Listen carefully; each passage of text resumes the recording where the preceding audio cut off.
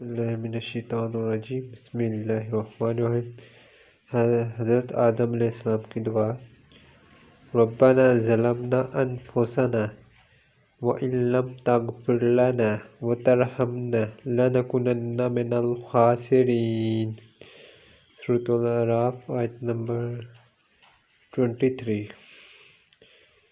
اے ہمارے رب، ہم نے اپنی جانوں پر ظلم کیا، اور اگر تو نے ہمیں نہ بخشا اور ہم پر رحم نہ کیا تو یقیناً ہم ضرور خسارہ پانے والوں سے ہو جائیں گے۔ یہ حضرت آدم علیہ السلام کی دعا جو ہے نا، جب اللہ تعالیٰ نے حضرت آدم علیہ السلام کو جنت سے نکالا،